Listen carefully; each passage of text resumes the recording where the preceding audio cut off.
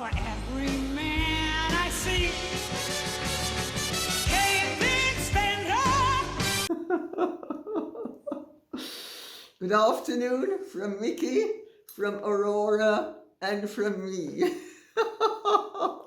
on this tumultuous afternoon. I have to tell you, I nearly had a treat in store for you today. But regrettably, at the 99th hour, something happened. And so things have been slightly altered. The denouement has been averted. But putting that aside, I do have what is hopefully some interesting stuff for you. So without further ado,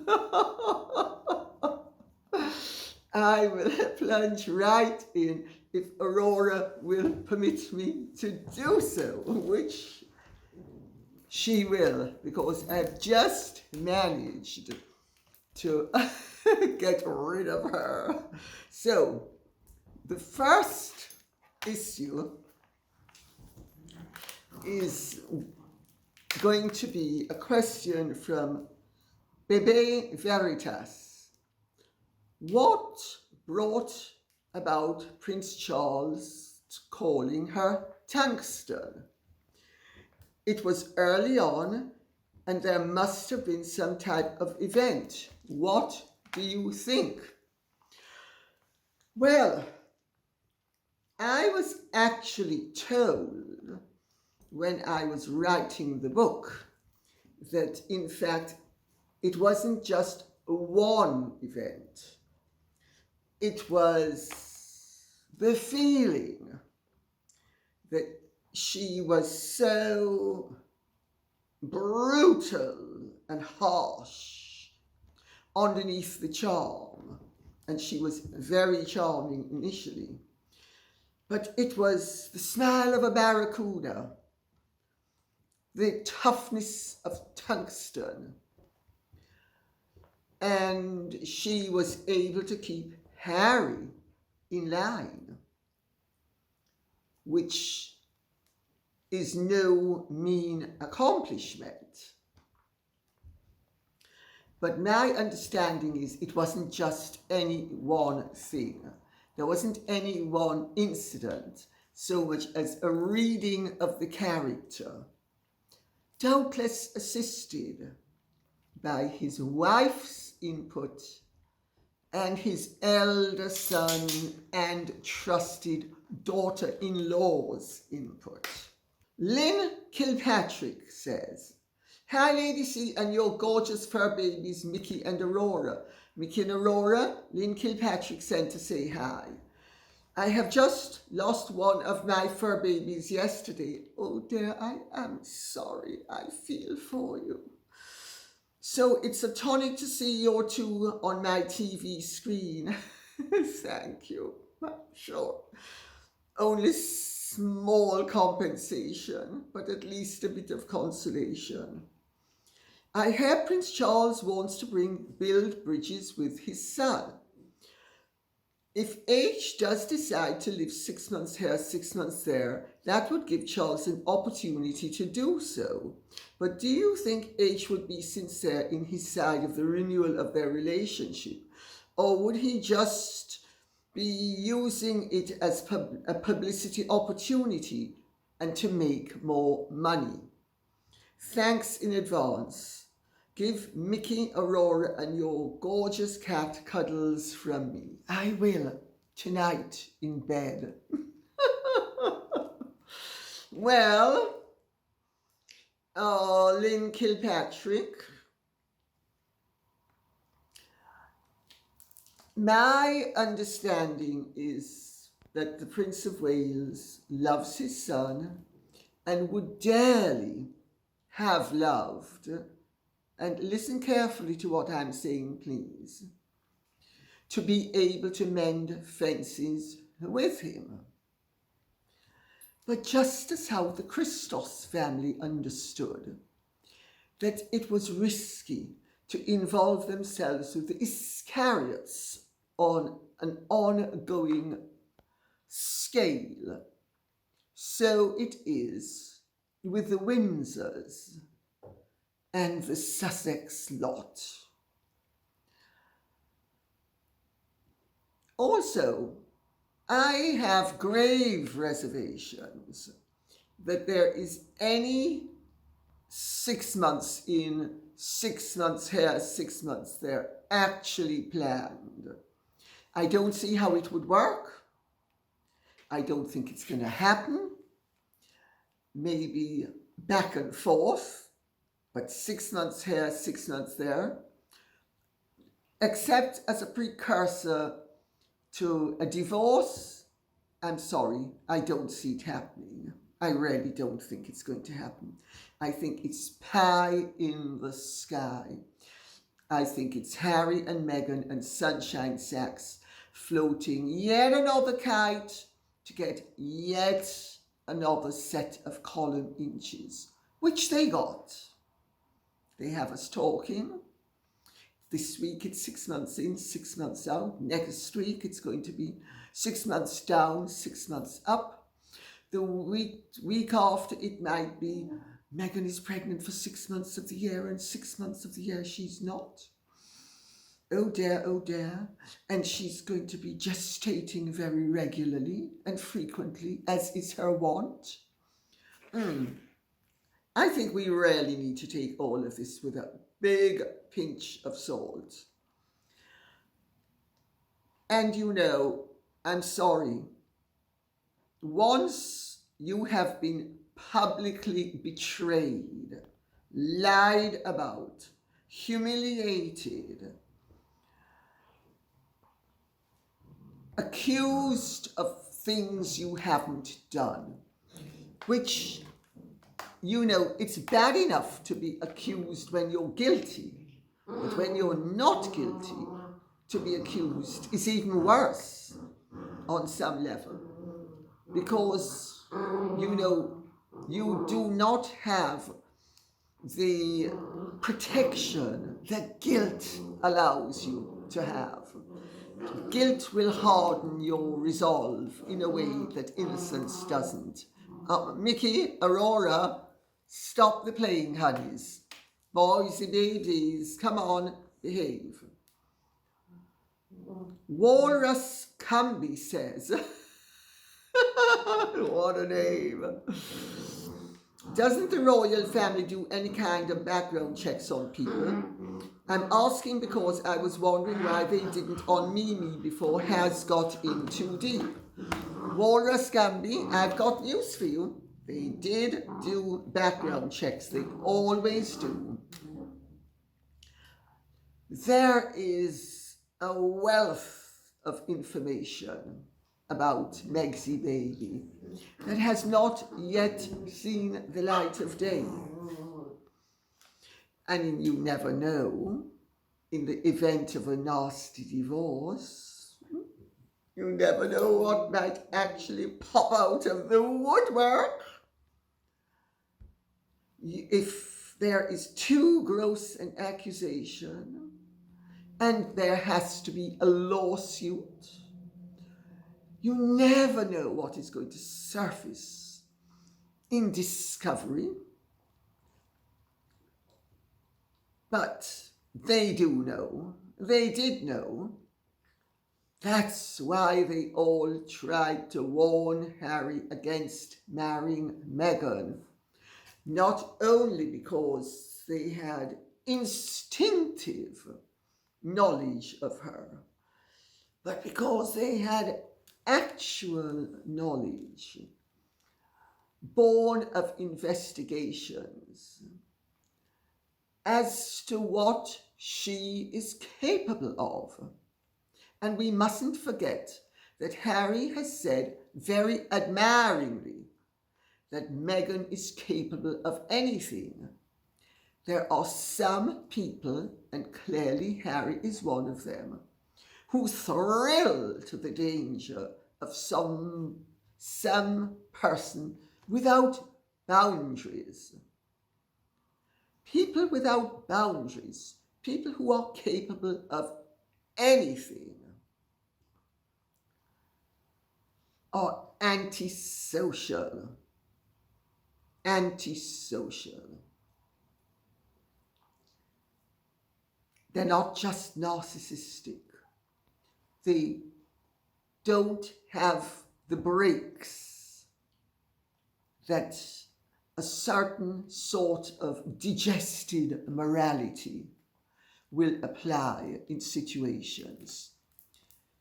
And Harry's the one who said it. Meghan is capable of doing anything. I think we can take his word for it safely because we have seen sufficient evidence of it, haven't we? Lapierre says, elder abuse as defined by the World Health Organization quotes the abuse of older people, also known as elder abuse, is an intentional act or failure to act by a caregiver or another person in a relationship involving an expectation of trust that causes harm to an adult 60 years or older. That being the case, Lapierre, and thanks for your contribution, I have grave reservations about certain aspects of the World Health Organization, and certainly the puppet at the top of it, Dr. Tedros, the Chinese puppet. He's Ethiopian, incidentally, to those who think I've just described his race. I haven't. I've described his paymasters, in quotes, his dictators, his supporters, those who have funded him, rewarded him, and suggested to him that which he must abide by. Of the WHO definition of elder abuse, I would respectfully submit that Harry and Meghan are guilty of elder abuse where the Queen is concerned, where her father is concerned, where Prince Charles is concerned. And depending what comes out of the woodwork, as I think the computer is now called when dealing with Harry's memoirs, you know, the memories of things that possibly never happened, except in his head, or Meghan's. So it's more than one person. And of course, let's not forget Prince Philip, because Meghan's father trusted her. Meghan's father trusted Harry. Prince Philip trusted Harry. I don't think he trusted Meghan. The Queen trusted Harry. Since she's alive, and I don't wish to be disrespectful, I won't speak for whether she trusted Meghan. I do know that the Queen and Prince Philip tried, with Prince William's encouragement, and he was a precursor, to deflect Harry away from making the mistakes he has made. So, but she certainly trusted Harry. Charles trusted Harry. Camilla trusted Harry. Very interesting, very interesting, very troubling. Erica Nesek says, if anyone wants to get a good idea of how Harry is viewed by the royal family, go back in time to the way King Edward VIII was treated by the royal family after he abdicated. He was given tiny access to his family, but only when the family agreed. And Harry has no idea waiting, he has done to himself, he will never be the same. I'm not entirely 100% sure of what the absolute end of the sentence means, but I think I will go with my interpretation of it, if I may. I think your observation is very astute. We already see evidence of it. They being the royal family, have allowed Harry and Meghan to come back for a grand official event in a very limited capacity. There is a lot of background talk, I have to tell you, that many of the claims that have been made on Meghan's and Harry's behalf since they left the United Kingdom are pie in the sky. Not only with regard to what happened with them, but with regard to what happened with their account of encounters between them and their children and the rest of the family. So I don't want to say more than that at the moment. But yeah, I think you're absolutely right. I think Harry and Meghan are iced already. And they're going to remain iced. Because everybody knows as long as he's with her, he's troubled, because he is troubled and she is troubled, and there is no way around it, that she can't be trusted, nor can he. Kelly Brogan says, I wouldn't be surprised if Meghan thought, I marry Harry and put up with him long enough to have his children, so no matter if the marriage breaks down, I'll always have that royal connection. Sorry. Sorry. Connection. Sorry. To sponge off. Oh my dear. You are unkind. But I think nails and heads spring to mind as well, and I need to intervene with, excuse me, Aurora and Mickey, stop playing. We are Aurora, Mickey, stop playing so loudly. Come, yes. We don't want to be too distracted, otherwise I'll have to put them outside. Yes, well, you are one of many who has said something like that, so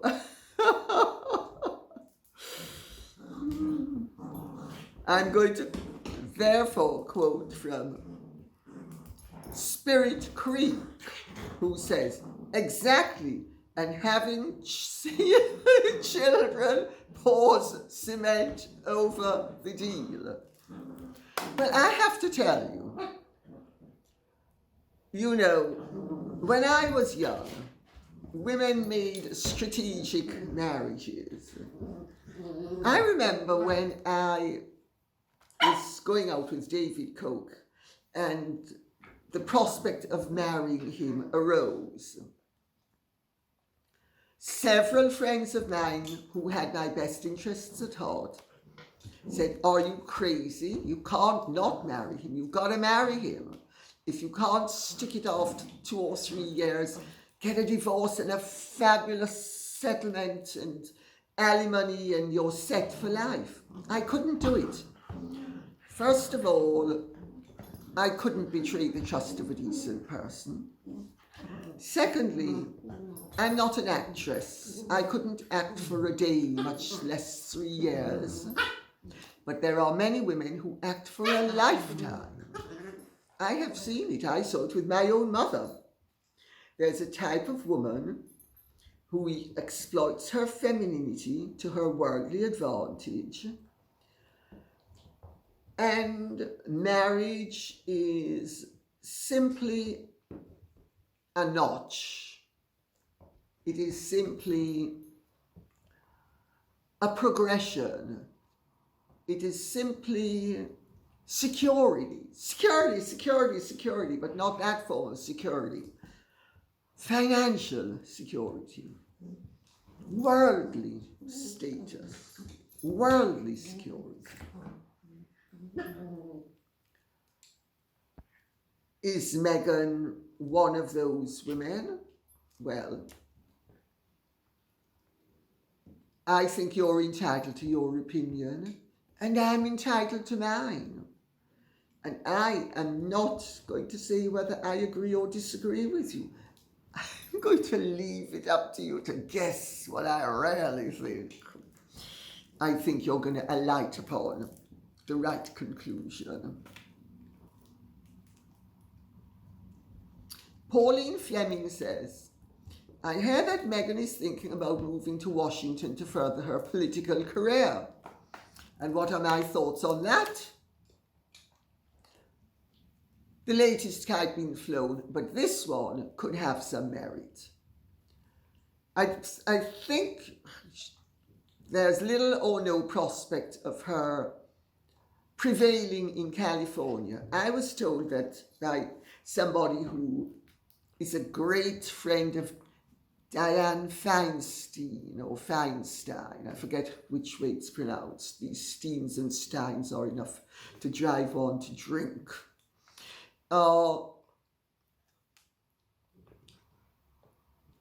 New York, I know, is something that she was hoping for, but she might have stiff competition there. Moving to Washington, I'm not quite sure how that's going to assist, but you never know. She's a hustler. She's used to hustling those buns. She's used to going from place to place, trying to create opportunities, because she doesn't wait for opportunities to come to her. In fairness to her, and to give her credit where it is due, she proactively creates opportunities. The fact that they're not always done in a way that you or I would regard as commendable doesn't alter the fact that she does them.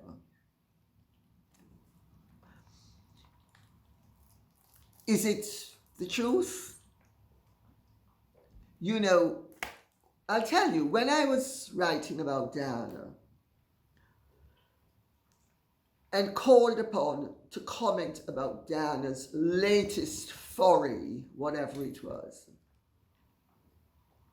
I came to realize that she was so contradictory that even as she was moving north, at any moment she could change and move west or south. And she was relatively predictable. And she was a lot more measured. And she loved publicity the way Harry and Meghan loved publicity. But she generated a lot of publicity just through her natural attributes. Not always. If there was a fallow period, news-wise, she made sure she poured seed on what she hoped would be fertile ground.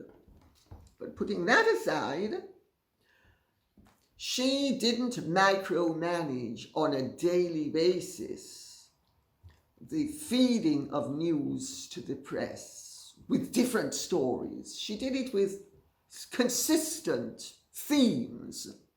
Meghan and Harry do it with different stories.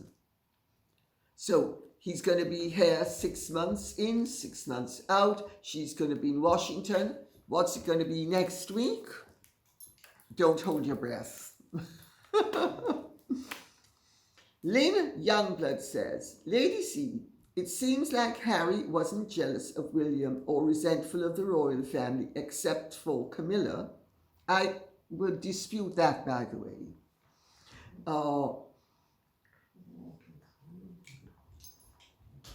But I'll get to that. Until Meghan came along. The brothers and Kate seemed to be a great team and close friends.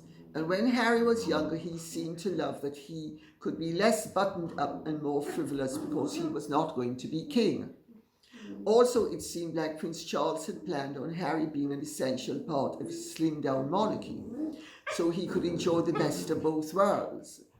He was so popular as a fun and genuinely compassionate royal, with almost a missionary caring for the poor, especially those in Africa.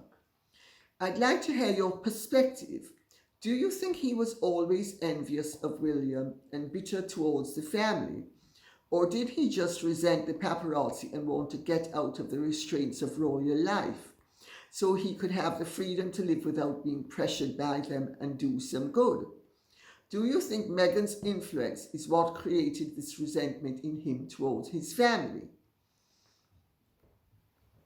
Well, that's an interesting question. I think this sudden hatred of Camilla is a Meghan Meghan phenomenon. Let's put it that way. For a while they had a perfectly civil and cordial relationship. Of course, he never loved Camilla, and certainly didn't love Camilla the way he loved his mother, but why would he? Sorry, Aurora has arrived to chew my hand. But both Harry and William were old enough by the time Diana died to know that there were problems within the marriage, and that there were problems that Diana had that had very little, if anything, to do with the problems that had existed in the marriage. I know Diana had her own version of things, but both Harry and William were old enough to have been able to start to gain an insight into the reality. Harry seems to have absorbed all of Diana's manipulativeness and playing the system to excuse and indulge his less constructive side.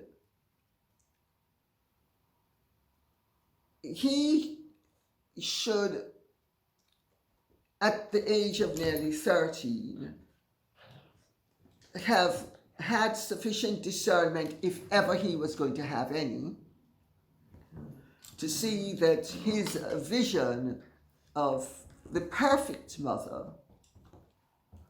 was not accurate. And I know from what people have told me that last summer, both boys opted to be with their father and the father's family over being with their mother. They had both been growing away from Diana. Maybe this is what has caused feelings of guilt where Harry is concerned. That he was starting to spurn and reject his mother, which in some ways is a natural part of growing up.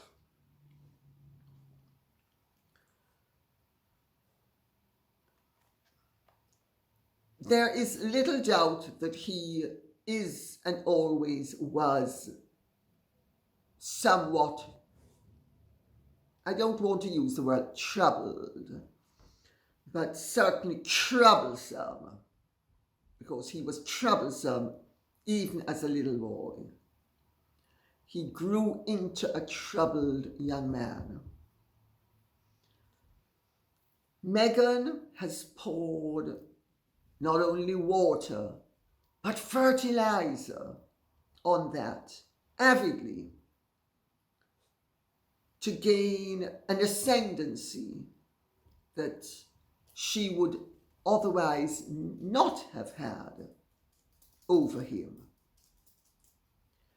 It's quite common, dominating, strong, in a destructive manner, because women can be strong in a constructive manner, but dominatrixes are usually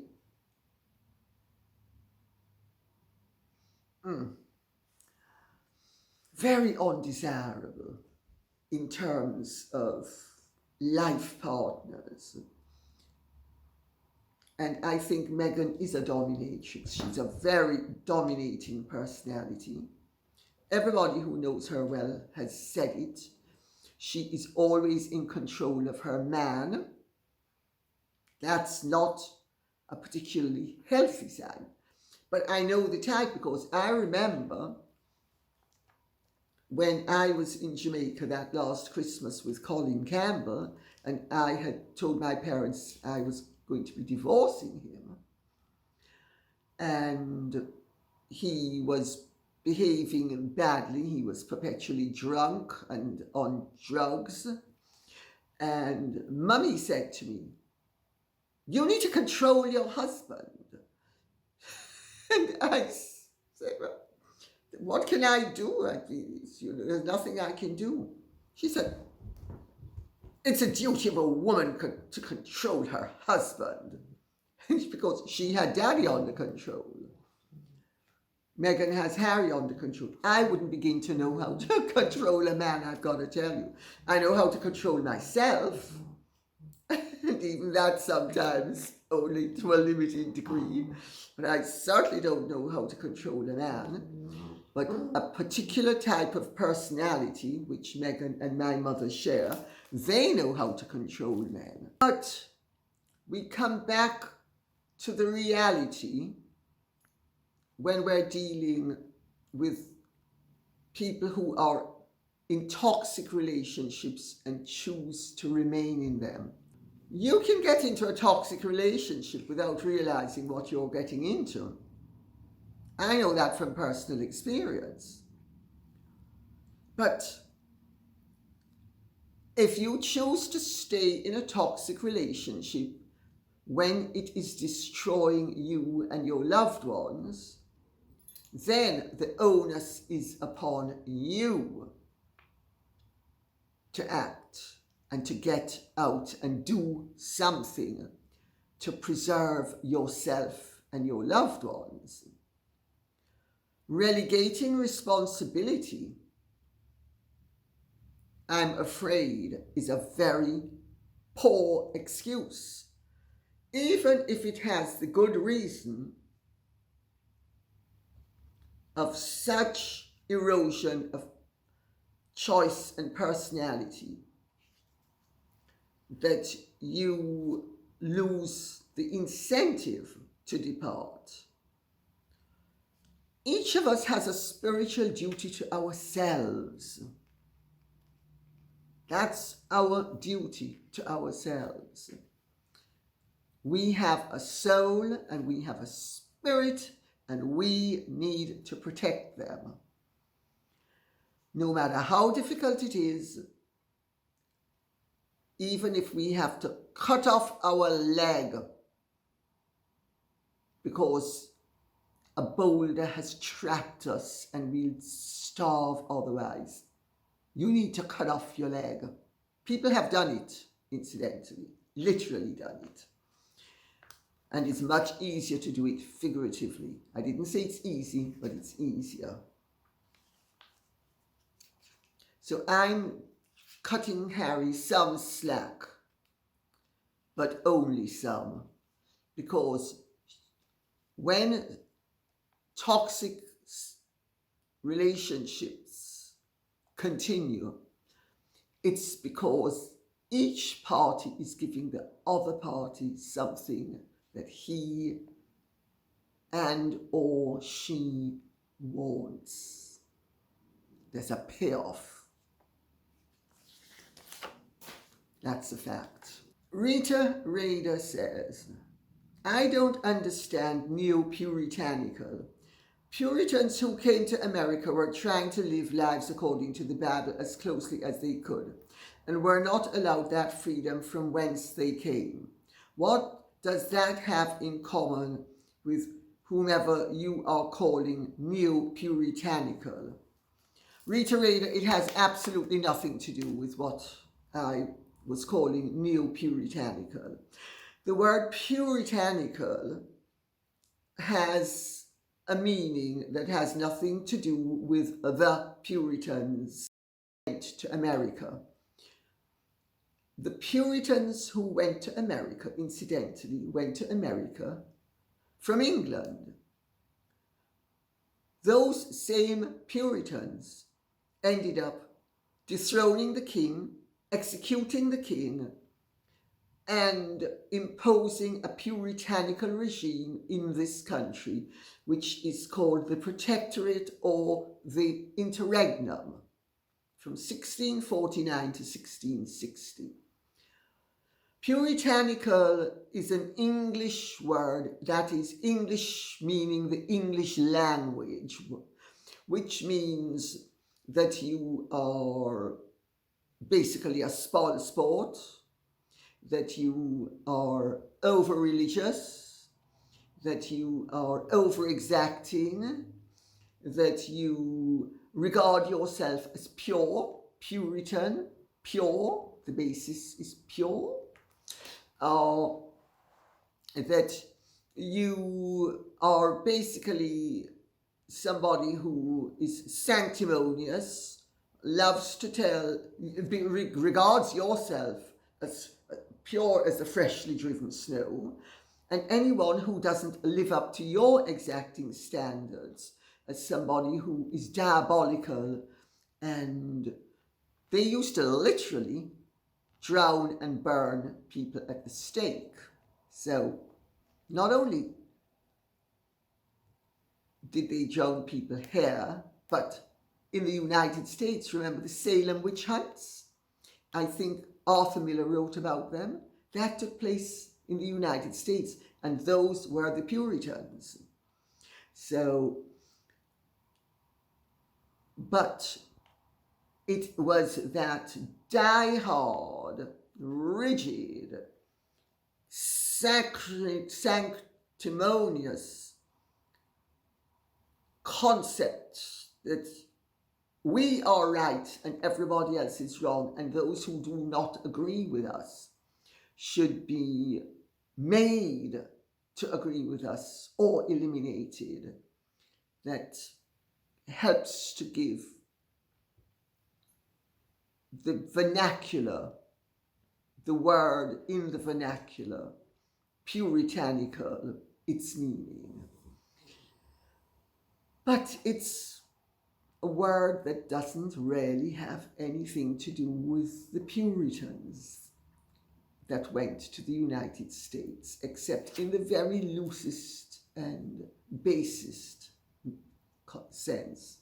So I hope that clears it up for you. Also, for what it's worth, when you refer to somebody in popular terminology as a Puritan, you're not saying that they are a member of the faith that called itself Puritan. They're saying that they are somebody who is rigid, narrow-minded, sanctimonious, knows better than everybody else, regards themselves as purer than the freshly driven snow, and is basically intolerant.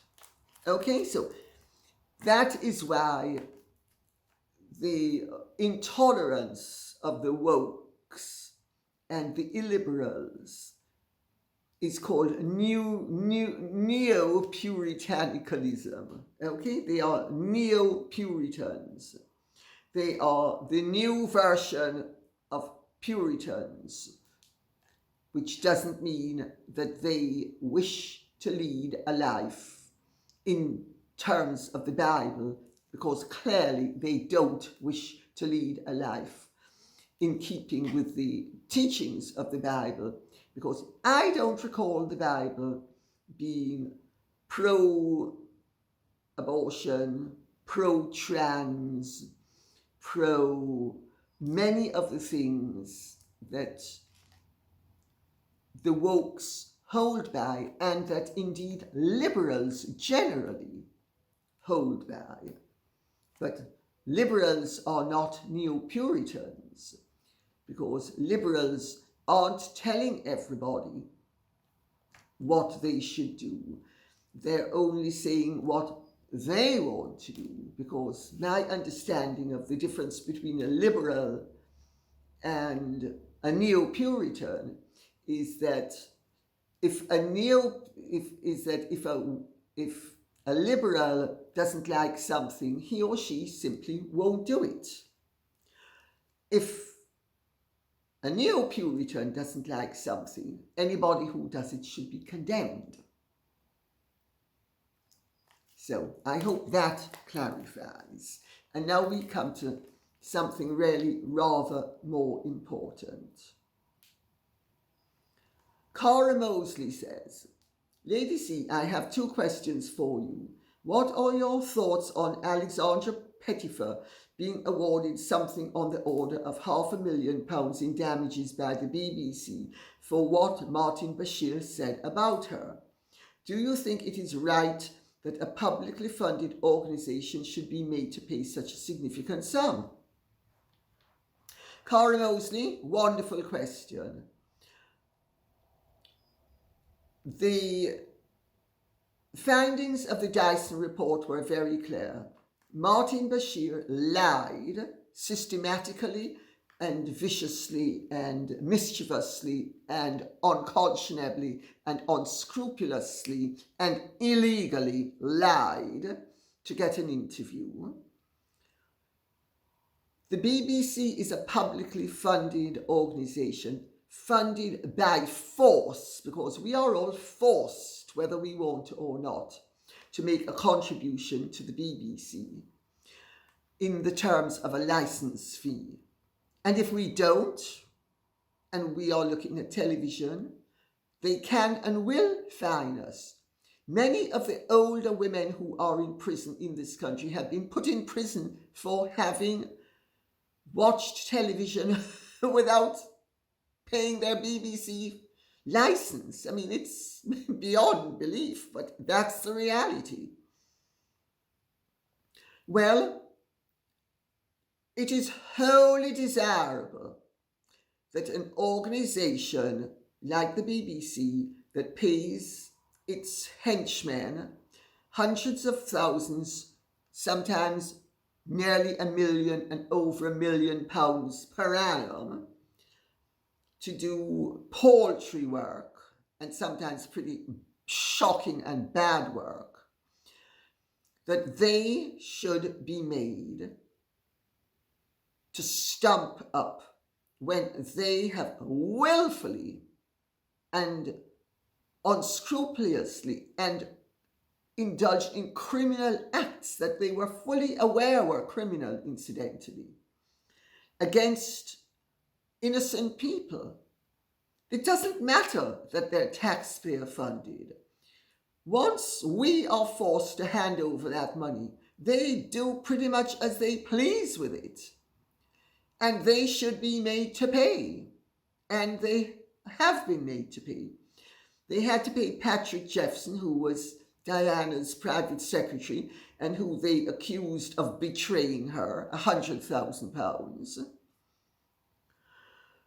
They had to pay Matt Weisler, the graphic artist who Martin Bashir conned into fabricating false bank statements so he could lie to Charles Spencer and trick him into introducing him to his sister Diana, and then tricked Diana into believing that those false bank statements, which accused Patrick Jeffson of being a traitor, incidentally. And when Matt Weisler or Weasley, I'm not quite sure how his name is pronounced, it could be either, when he objected, not only did the BBC, who knew he was speaking the truth, Tony Hall, who then became chairman of the BBC, I think, but he wasn't at the time, not only did he not act upon what Matt Weisler had said, he made sure that Matt Weisler was actively blocked and from ever working for the BBC again, and that his career was destroyed, and he's quite rightly got £500,000. He should have got more, as far as I'm concerned. And Tiggy Legge-Bourke, otherwise known as Alexandra Pettifer, Martin Bashir lied and said that she had been with child with the Prince of Wales, that he wanted to marry her, that he had dumped Camilla, and that Tiggy had terminated the pregnancy. All lies. Diana believed it. She went up to Tiggy at the royal Christmas party and said, "Oh, sorry to hear about the baby." Diana had to apologise to Tiggy. And she, I understand, is being given a sum of £500,000 because the one thing you cannot do is unfairly impugn a woman's morality. And I'm afraid accusing a single woman who is working for a man of not only having an affair with him, but terminating a pregnancy is definitely beyond the pale, and she deserves that 500,000. I think 500,000 to me is about right. But Matt Weisler should be on 1.5 million. And now we come to the really frivolous, but really semi-tragic bit. It's the second part of Carla Mosley's question. I saw your sons on the royal world with Archie Manners, so suspect you must know him. I do very slightly. I think he's a guinea a minute. I know you know and don't like Dickie Arbiter. Yes, I've said it. But what are your thoughts on his daughter Victoria suing Archie Manners and Josh Peters for their prank when they uploaded on YouTube a hoax entitled "We Proved Royal Experts Lie About Harry and Meghan"? Well, I think the whole thing's very unfortunate. I've met Josh and I like Archie. I also have never met Victoria Arbiter that I can remember, but I know her father. I don't like her father. I have good reason not to like her father. He has slurred and sullied me over the decades, unfairly and untruthfully. I saw him the other day at Giles Brandrett's Oscar Wilde party. And we were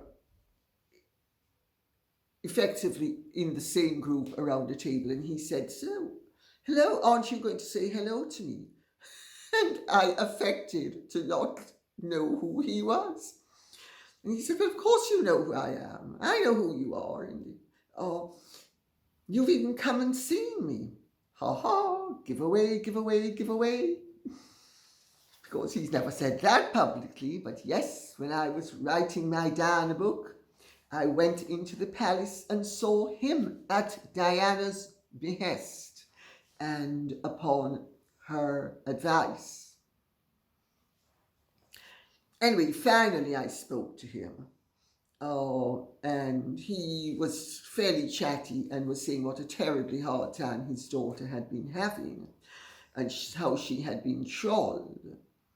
And it now emerges that this prank, and they thought it was a prank, involving 4 of the royal correspondents, and they thought it was very funny.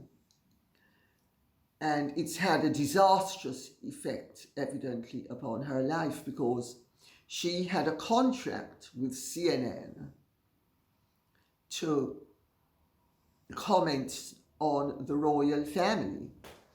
And because of the adverse publicity resulting from the prank,